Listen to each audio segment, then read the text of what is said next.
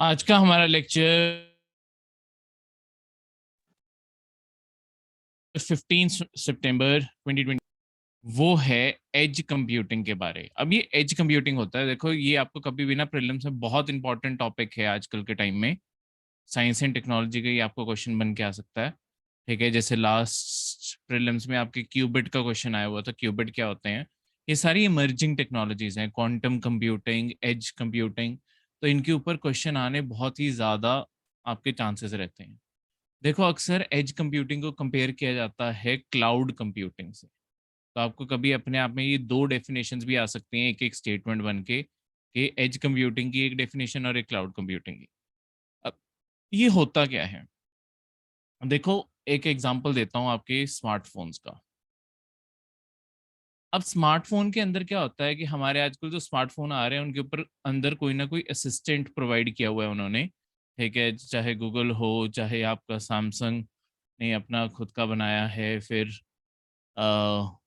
Amazon के अगर आप डिवाइसेस यूज कर रहे हो तो अलेक्सा हो गया, जैसे उसके बाद आईफोन का सिरी हो गया, कोई ना कोई असिस्टेंट जैसे फोन के अंदर है।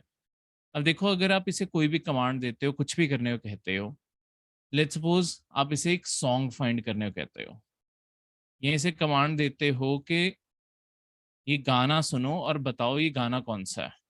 ठीक है, उसका नाम बताना कहते हो। देखो ये जो इन्फॉर्मेशन होती है, अब दो तरीके हैं इन्फॉर्मेशन को गैदर करने के। या तो आपका फोन इंटरनेट के साथ कनेक्ट करे, ठीक है, प्रॉपर बैक एंड पे कनेक्ट करे, वहां पे सारा का सारा क्लाउड सर्च मारे, सारा क्लाउड सर्च मार के फिर आपके लिए गाना ढूंढ के बताए कि हाँ ये वाला गाना आप कह रहे हो। वहीं पे कई बारी वो बहुत ही शॉर्ट टर्म में आपके रिजल्ट शो कर देते हैं, या आप कोई ऑलरेडी कोई और इन्फॉर्मेशन, जैसे आप असिस्टेंट को कहो कि मुझे वेदर जानना है, ये जो इन्फॉर्मेशन है ये आपके फोन के इमीडिएटली ऑलरेडी बैक एंड पे ना प्रोवाइडेड होती हैं। ये दूर से, मतलब ये आपके क्लाउड से वो इन्फॉर्मेशन, जो पीछे सर्वर हैं ये उनसे वो इन्फॉर्मेशन नहीं ले रहे। ये इन्फॉर्मेशन ऑलरेडी आपके फोन में स्टोर्ड होती है एज अ डेटा पैक। बस उसे जब भी आपको जरूरत होती है उसे ओपन अप करके उस इंफॉर्मेशन को आपको प्रोवाइड कर दिया जाता है। तो ऐसे जब भी आपकी जो नियरेस्ट इंफॉर्मेशन अवेलेबल हो और प्रॉपरली पीछे सर्वर ना एक्सेस करने पड़े, जिन्हें हम क्लाउड कंप्यूटिंग के कह सकते हैं, उसे हम कहते हैं एज कंप्यूटिंग। जब आपके नियरेस्ट सोर्स पे आपका सारा डेटा, तो हम जो कंप्यूटिंग है और डेटा स्टोरेज है उसे सोर्स ऑफ डेटा के बिल्कुल पास में स्टोर करते हैं। जैसे कि फोन हो गया, आपकी जो भी प्रेफरेंसेस हैं वो फोन के अंदर ही सेव्ड हैं, बस as a different data bank. इसे एज कंप्यूटिंग कहेंगे। बस इसके अंदर फिर करता क्या है, बस असिस्टेंट एनालाइज करता है कि आपको क्या चीज चाहिए, और वो पहले से ही आपके लिए वो डेटा तैयार रखता है।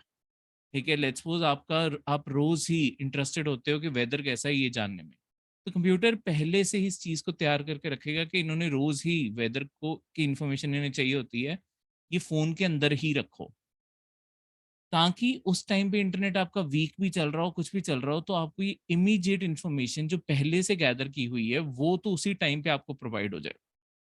ठीक है, तो इस तरीके से आपके सिस्टम काम करते हैं।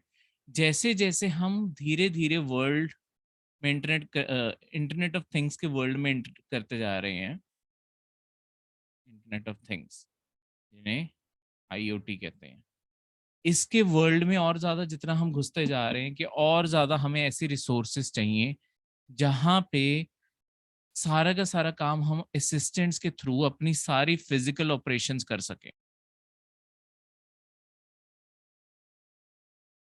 देखो धीरे धीरे 5G का जो सबसे बड़ा यूज होने वाला है वो भी यहाँ पे ही होने वाला है। इंटरनेट ऑफ थिंग्स क्या है? जब आपकी सारी की सारी फिजिकल डिवाइसेस जो आपके घर में हैं ये एक दूसरे से, एक सेंट्रल सिस्टम से कनेक्टेड होंगी और फिर एक दूसरे से कनेक्टेड होंगी।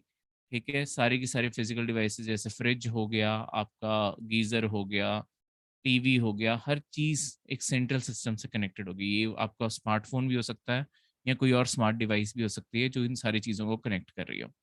अब जब ये कनेक्ट करेगी इन सबसे, आप कोई भी कमांड अपने सेंट्रल सिस्टम को दोगे, वो सारी की सारी इन तक अपने आप डिलीवर हो जाएगी। अब देखो ये जो फंक्शन होना चाहिए ये आपके घर के अंदर हो रहा है, तो इसके लिए इतनी दूर सर्वर पे जाके डेटा एनालाइज करके वापस डेटा आएगा, तो आपका प्रोसेस, फिर आपको फायदा कोई लगेगा ही नहीं कि इतना ज्यादा टाइम लग रहा है, मैं खुद ही जाके वो काम कर लेता हूँ। ये इंस्टेंट विद इन सेकेंड्स होना चाहिए कि जो यूजर है वो क्या कहना चाहता है, वो क्या फंक्शन प्रोवाइड करना चाहता है। इसी कारण जितना इंटरनेट ऑफ थिंग्स बढ़ता जा रहा है, हमें एज कंप्यूटिंग उतनी ज्यादा इंपॉर्टेंट होती जा रही है, क्योंकि एज कंप्यूटिंग यही काम करेगी कि वहीं सोर्स पे ही आपके सारे डिसीजन मेक करके जो भी फंक्शन करना है उसे कमांड दे दे। ठीक है, तो डेटा जहां पे जनरेट हो रहा है, जहां पे कमांड जनरेट हो रही है, वहीं पे फैसले लिए जाए।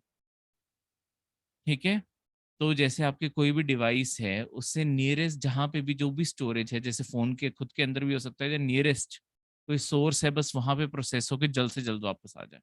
पीछे क्लाउड जो बड़े सर्वर्स हैं, वहाँ तक प्रॉपर प्रोसेसिंग के लिए इन्फॉर्मेशन ना जाए, यहीं तक इन्फॉर्मेशन जाके वापस आ जाए। ठीक है? तो कुछ ही सेकंड्स में हमें एहसास भी नहीं होगा, और कुछ ही सेकंड में ये सारी इन्फॉर्मेशन ट्रैवल करके सारी डिसीजन मेक करके, और अगर फ़ोन के अंदर ही सिस्टम है लेट्स सपोज़, तो फ़ोन के अंदर ही वो कुछ ही सेकंड में अपना वो सारा, और हमें इस चीज़ का आइडिया भी नहीं लगेगा। ठीक है? तो वो अपने आप इस तरीके से। सेकंड करंट अफेयर है आपका ड्रोन पॉलिसी ऑफ इंडिया। देखो, आपकी ड्रोन पॉलिसी ऑफ इंडिया जो है, गवर्नमेंट पहले ड्रोन्स को लेके ना बहुत ज़्यादा रेगुलेशंस लेके आई थी, पर इस साल की स्टार्टिंग से, इस साल जो बजट आया था, बजट से सरकार ने डिक्लेयर किया था कि वो ड्रोन बनाने की पॉलिसी, मतलब ड्रोन बनाना इंडिया के अंदर और ज़्यादा ल्यूक्रेटिव भी बनाएगी और ज़्यादा इनकरेज भी करेगी, क्योंकि हम चाहते हैं इंडिया के अंदर और ड्रोन्स बने। ठीक है? क्योंकि यही फ्यूचर है आपकी एविएशन का भी, आपके कमर्शियल का भी, आपके मॉडर्न वॉरफेयर का भी, हर चीज़ का फ्यूचर ड्रोन्स है। तो इसके चलते हुए अब धीरे-धीरे इसका रिज़ल्ट दिख रहा है, क्योंकि बहुत सारे आपके इंडिया के अंदर स्टार्टअप्स हैं जो धीरे-धीरे अब ड्रोन स्पेस में आते जा रहे हैं। ठीक है?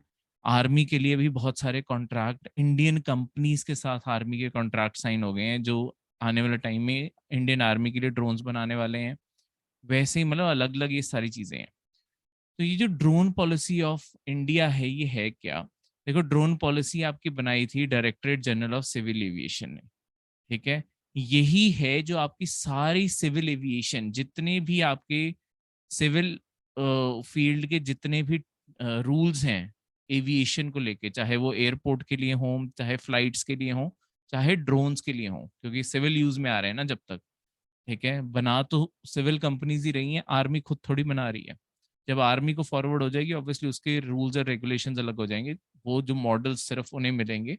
बाकी सारे ड्रोन्स तो वो प्राइवेट को भी सप्लाई कर सकते हैं, तो वो रूल्स यही बनाते हैं। और किसी को चेक करना है, कोई इन्वेस्टिगेशन कैरी आउट करनी है, वो भी एविएशन सेक्टर देखना सिविल साइड का। सबसे पहले ये चीज़ है कि देखो, अगर कोई भी पर्सन ड्रोन खरीदता है, सारे ड्रोन्स इंडिया में रजिस्टर्ड होने चाहिए। हमने एक प्लेटफ़ॉर्म बनाया है, डिजिटल स्काई प्लेटफ़ॉर्म। उसके ऊपर आपके ड्रोन का जो भी रजिस्ट्रेशन नंबर है, वो सब कुछ होना चाहिए।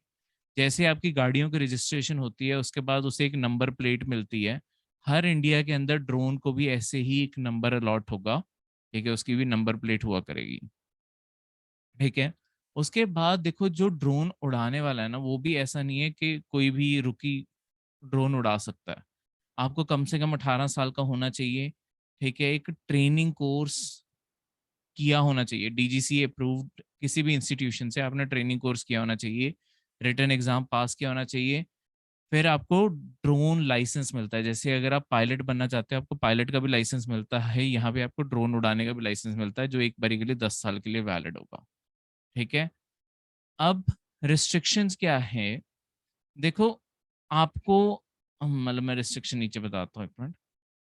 अब रिस्ट्रिक्शंस क्या हैं? देखो, हमने ना ड्रोन उड़ाने के एरियाज़ को 3 हिस्सों में बाँट दिया है। ग्रीन एरिया, येलो एरिया और रेड एरिया। ग्रीन एरिया ऐसे एरियाज़ हैं जहाँ पे आपके ड्रोन उड़ाने बिल्कुल अलाउड हैं, कोई लिमिट नहीं है, कुछ नहीं है। येलो एरिया एक ऐसे एरियाज़ हैं जहाँ पे आपको परमिशन के साथ ही आप ड्रोन उड़ा सकते हो, नहीं तो आप नहीं उड़ा सकते। और रेड एरियाज़ एक ऐसे एरियाज़ हैं जहाँ पे ड्रोन उड़ाना बिल्कुल अलाउड नहीं है। जैसे कि कोई भी डिफेंस एस्टैब्लिशमेंट होगी या आपके एयरपोर्ट्स हो गए, उसके आस-पास ड्रोन्स उड़ाने अलाउड नहीं है। ठीक है? तो ये सारी चीज़ अ, इस चीज़ से। अच्छा, जो ऊपर क्या कहते हैं लाइसेंस था, नैनो ड्रोन्स के लिए लाइसेंस लेने की जरूरत नहीं है। नैनो ड्रोन्स का मतलब होता है नैनो और माइक्रो ड्रोन्स के लिए। नैनो ड्रोन्स का मतलब होता है वो ड्रोन जो 250 ग्राम से हल्के हैं, और नॉन कमर्शियल माइक्रो ड्रोन्स का मतलब होता है जो 2 kg से हल्के हैं। उन ड्रोन्स के लिए लाइसेंस लेने की जरूरत नहीं है, उससे भारी चीजों के लिए ही लाइसेंस लेना है। ड्रोन आजकल बहुत बड़े साइज के आते हैं। देखो, जो आज कई बार आप फोटोग्राफ्स में देखते हो, जो आपके जैसे अमेरिका के पास, अमेरिका आजकल बहुत सारी बॉम्बिंग जगह जगह पे अपने ड्रोन्स के साथ करता है, क्योंकि अपने पायलट की लाइफ क्यों खतरे में डालनी। ठीक है, उनकी सीरीज है पूरी प्रीडेटर ड्रोन्स की, जिससे वो हंट करते हैं, मतलब वही ड्रोन्स भेजते हैं जिसमें मिसाइल लगी होती है, मिसाइल गिराते हैं और फिर वो ड्रोन्स आ जाते हैं। ये जो प्रीडेटर ड्रोन्स हैं, इसे कभी आप फोटोग्राफ में देखोगे, ये दिखने में लगते हैं छोटे से हैं, पर इनका साइज वही है जो एक फाइटर एयरक्राफ्ट का होता है। ठीक है, तो ये उतने बड़े साइज के ड्रोन है। बस इनके पायलट आराम से अमेरिका के किसी स्टेशन में बैठे होते हैं, वहां से जॉयस्टिक के साथ चला रहे होते हैं, जहां बॉम्ब गिराना है सिलेक्ट किया, बस गिरा के शाम को अपने घर चले गए। तो अब काम इतना आसान हो गया है किसी भी जगह पे बॉम्बिंग का। ठीक है, लोगों की जान को अपने आप में खतरा नहीं रहता इस चीज से। ठीक है, अब रिस्ट्रिक्शन क्या है कि देखो, कोई भी नैनो और माइक्रो ड्रोन्स को 50 फीट, क्योंकि इन दोनों के लिए लाइसेंस नहीं लगेगा, तो इन्हें 50 फीट से ऊपर उड़ना अलाउड नहीं है, और 25 मीटर पर सेकंड से ज्यादा की स्पीड पकड़ना अलाउड नहीं है। ठीक है, उसके अलावा देखो, हर बारी टेक ऑफ करने से पहले हर पर्सन को देखो, ये जो हमारा डिजिटल स्काई प्लेटफॉर्म है, इसकी मोबाइल ऐप भी आएगी, जहां से आपने टेक ऑफ करना है वहां पे आप जाओगे। वहां पे इस ऐप के अंदर आप परमिशन सीख करोगे अपने ड्रोन के लिए, आपने रजिस्टर किया होगा क्योंकि कि आपने यहाँ से टेक ऑफ करना है। अगर परमिशन ऑटोमेटिकली, अगर वो जगह सही होगी, ठीक है, या वो दिन सही होगा, अगर कुछ और कुछ गई है प्रोसेस, ठीक है, तो फिर आपका अगर परमिशन जैसे ही आती है, हमने क्या करना है, जितने इंडिया के अंदर अब ड्रोन्स सप्लाई होने हैं कमर्शियली, इन सब के अंदर ना सिम पड़ना है। ये जब आप परमिशन सीख करोगे, ये परमिशन जाएगी आपके ड्रोन के सिम के अंदर, जो आपने रजिस्टर किया होगा। ठीक है, जब तक आपको ये परमिशन नहीं आती, तब तक आपका ड्रोन टेक ऑफ नहीं कर सकता। अगर आपने ड्रोन को रजिस्टर नहीं किया, या लेट्स सपोज आपने टेक ऑफ करवा लिया बिना, मतलब फिर ऑब्वियसली रजिस्टर नहीं किया, तो सिम नहीं डलवाया, नंबर प्लेट नहीं है, और अगर पकड़े जाते हो, तो इसके लिए आपको 1 लाख तक फाइन भी लग सकता है, बिना परमिशन के इंडिया के अंदर ड्रोन उड़ाने का। अब देखो, इंडिया के अंदर ड्रोन इंडस्ट्री को इनकरेज करने के लिए जब बजट आया था, बजट के साथ में ही हमने सारे ड्रोन्स के और ड्रोन्स के कंपोनेंट जो हैं, उनका इंपोर्ट बंद कर दिया। इंपोर्ट बैन लग गया है, ताकि इंडिया की इंडस्ट्री को इनकरेजमेंट मिले और स्पेस मिले। देखो, जो आपकी चाइना है ना, चाइना ड्रोन बनाने में काफी आगे पहुंच चुका है। ठीक है, DJI करके कंपनी है, ये दुनिया भर में ड्रोन्स बेच रही है, इंडिया में बहुत लोगों के पास तुम्हें दिख जाएंगे। ये जो DJI के ड्रोन्स है ना, ये चाइनीज हैं। ठीक है, और अगर DJI ही इंडिया के अंदर भी ड्रोन बेचता रहेगा, इंडिया का अपने स्टार्टअप्स कभी भी आगे बढ़ ही नहीं पाएंगे, क्योंकि DJI ऑलरेडी बहुत आगे निकल चुका है। ठीक है, दुनिया भर की टॉप कंपनी बन चुके हैं ये। तो इसी कारण हमने बैन लगा दिया कि इंडियन कंपनीज को स्पेस मिले कि इंडिया के अंदर वो ग्रो कर सकें, और धीरे धीरे फिर इंडिया का स्टार्टअप का जब फुटप्रिंट बढ़ेगा, हम दुनिया भर में इनसे compete भी कर पाएंगे। ठीक है, तो इसी कारण ये चीज की गई है। नेक्स्ट जो आपका करंट अफेयर है, वो आपकी एक लेक लेक के बारे है, मानस बाल लेक। मनस है, ठीक है, मनस बाल जो नाम आता है, ये मानसरोवर से आता है। ठीक है, मानसरोवर के कहीं आसपास नहीं पड़ती, मानसरोवर तो तिब्बत में है, पर स्टिल इस लेक का नाम वहां से डिराइव किया हुआ है। ठीक है, यहाँ पे हर साल आपके लोटस, इस पूरी लेक में काफी ज्यादा लोटस एक साथ उगते हैं। ठीक है, और जो लेक को काफी सुंदर बनाते हैं, हर साल लोटस और इससे उगते हैं। दूसरा, मुगल्स ने इसके ऊपर बिल्कुल झरोखा बाग इसके ऊपर बनाए हुए हैं, मतलब ये लेक है, इसके जो आसपास क्योंकि पहाड़ है, पहाड़ों के ऊपर आपके झरोखा बाग है। झरोखा मतलब देखने को कहते होते हैं, बे विंडो। तो यहाँ से आपकी ये सारी लेक दिखती है, ये नूर जहान के कहने पे ये बनाई गई थी। ठीक है। मुगल गार्डन्स बहुत सारे आपके जम्मू कश्मीर के एरिया में एग्जिस्ट करते हैं, वो सारे बहुत ही सुंदर हैं अपने आप में और इसी चीज़ के लिए बनाए गए हैं कि मुगल्स यहाँ पे अपनी रिट्रीट, उनका एक तरह से हॉलिडे होम्स थे ये। तो इसी कारण उन्होंने बहुत सुंदर-सुंदर बाग जिसके अंदर नेचुरल आपके स्प्रिंग सब कुछ है, उन्होंने वैसे डिज़ाइन करवाया सब कुछ, ठीक है। अब नेक्स्ट करंट अफेयर होसालेश्वर टेम्पल के बारे। देखो होसालेश्वर टेम्पल के अंदर इस टाइम यूनेस्को टीम इसे विज़िट कर रही है, ठीक है। यूनेस्को टीम इस पूरे टेम्पल को इस टाइम मतलब देख रही है, इसका हिस्टोरिक कंटेक्स्ट देख रही है, क्योंकि हमने इंडिया ने इसे नॉमिनेट किया है यूनेस्को की वर्ल्ड हेरिटेज लिस्ट के लिए। तो हमने इसे नॉमिनेट किया है। कोई भी साइट जो वर्ल्ड हेरिटेज साइट का पार्ट बनती है अगर वो, उसे कुछ कंडीशंस पूरी करनी होती है। यहाँ तो वो साइट मैन मेड चीज़ों में बहुत ही हमारा यूनिक आर्किटेक्चर, स्टाइल ये सब कुछ दिखाती हो, यहाँ वो नेचुरली बहुत इंपॉर्टेंट हो। मतलब नेचुरल नेचर ने कोई ऐसी ज्योग्राफिकली चीज़ बनाई है, जो अपने आप में बेमिसाल है। तो बहुत ही अनोखा पहाड़ हो गया कोई, ठीक है, कोई भी नेचुरल लैंड फॉर्म हो गया या मैन मेड की कोई भी, हमने पत्थर कैसे तराशे हैं, कहाँ-कहाँ से कैसा सिस्टम बनाया है, अर्थक्वेक प्रूफ बनाई है बिल्डिंग्स पुराने ज़माने में, ऐसी चीज़ों को। तो ऑब्वियसली होलेश्वर टेम्पल जो है वो आपका मैन मेड स्ट्रक्चर है क्योंकि इसका आर्ट एंड आर्किटेक्चर ही बहुत ज़्यादा फेमस है, ठीक है। ये 1121 ईयर में इसकी कंस्ट्रक्शन शुरू हुई थी, 1160 में ये बन के तैयार हो गया था, ठीक है। तो इसे बिल्कुल मैन मेड लेक के साथ में बनाया गया है और इसे किंग विष्णुवर्धन ने बनाया था जो होसाला एम्पायर के राजा थे, इसीलिए इसका नाम ही होसालेश्वर टेम्पल है, ठीक है।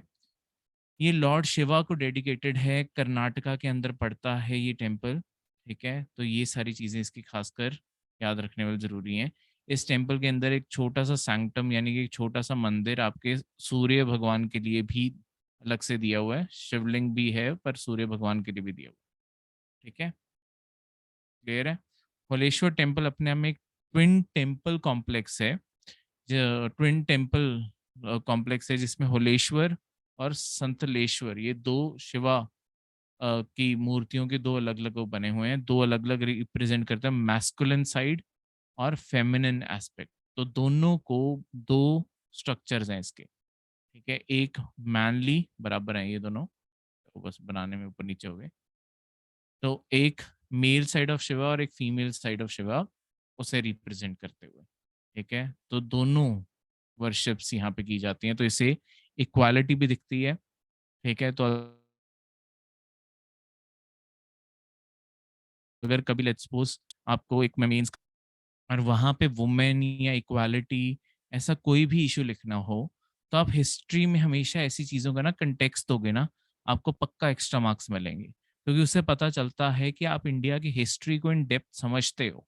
ठीक है? कि जब आप कहते हो कि ऐसे टेम्पल्स में मैस्कुलिन और फेमाइन दोनों वर्शिप्स होती थी, शिवा के दोनों रूप दिखाए गए हैं। तो ऑब्वियसली ये आप पुराने ज़माने में ये दिखा रहे हो कि दोनों के बराबर मतलब उन चीज़ों में लिखना भी कि ये एक तरीके से इक्वालिटी को रिप्रेज़ेंट भी करता है उस ज़माने की, ठीक है? और ये इस तरीके से ये सारा टेम्पल बनाया गया था, ठीक है? तो ऐसे मीन्स में इन्हें यूज़ करना सीखो, ठीक है? ये बहुत ही इम्पोर्टेंट एस्पेक्ट